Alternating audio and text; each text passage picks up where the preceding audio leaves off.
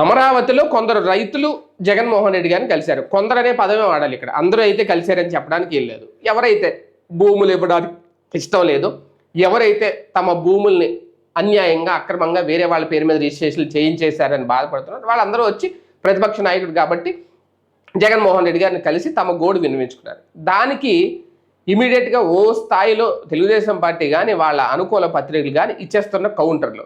ఇప్పుడు అక్కడ కలిసింది వాస్తవమా కాదా? రైతులు కనిపిస్తున్నారు కదా, వాళ్ళు ఉండవల్లి ప్రాంతానికి సంబంధించిన వాళ్ళే కదా, ఆ ఏరియా అమరావతి ప్రాంతానికి సంబంధించిన రైతులే కదా. పూరా 20 మంది కలిశారో 25 మంది కలిశారో, అందులో రెడ్డి సామాజిక వర్గం వాళ్ళు ఎంతమంది ఉన్నారు ఇవన్నీ పక్కన పెడదాం. సామాజిక వర్గం వాళ్ళు ఉంటే వాళ్ళు రైతులు కాకుండా పోతారా?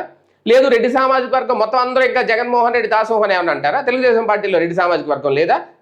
ఒక సామాజిక వర్గాన్ని అంటగట్టేయడం ఎందుకు? అసలు ఆ ప్రస్తావన తీసుకురావడం ఎందుకు? ఈరోజు ఆంధ్రజ్యోతిలో రాసుకొచ్చారు, కలిసిన వాళ్ళల్లో మొత్తం అందరూ 20 మంది రెడ్డి సామాజిక సొంత సామాజిక వర్గం ఏంటి అక్కడ? ఆ ప్రస్తావన ఎందుకు? వాళ్ళకి అన్యాయం జరిగిందా లేదా? వాళ్ళ భూ సమీకరణకు అంగీకరించకపోతే బలవంతంగా భూములు లాక్కుంటున్నారా లేదా? వాళ్ళకి పేరు మీద ఉన్న భూములు వేరే వాళ్ళ పేరు మీద రిజిస్ట్రేషన్ అయ్యి బలవంతంగా చేశారన్నారు, అది వాస్తవా కాదా? ఇవి కదా మాట్లాడాలి.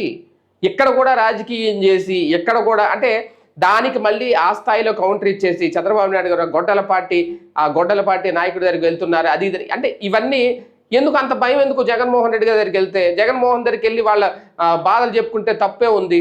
ప్రతిపక్ష నాయకుడిగా ఇంతకుముందు వీళ్ళ దగ్గరికి రాలేదా? అప్పుడు జనవాణి అని పెడితే పవన్ కళ్యాణ్ గారి దగ్గరికి వెళ్ళలేదా సమస్యలు చెప్పుకోవడానికి? ప్రతిపక్షం అంటేనే ప్రజల తరపున ఉంటుంది.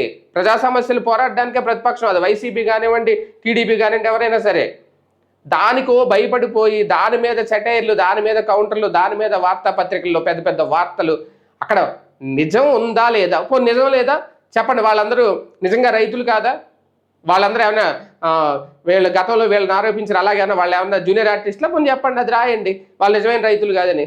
వాళ్ళు నిజమైన రైతులు, ఆ ప్రాంతం నుంచి వెళ్ళారు, వాళ్ళకి అన్యాయం జరిగిందని చెప్పుకుంటున్నారు ప్రతిపక్ష నాయకుడికి. దాని మీద ఈ తరహా ప్రచారం ఎందుకు?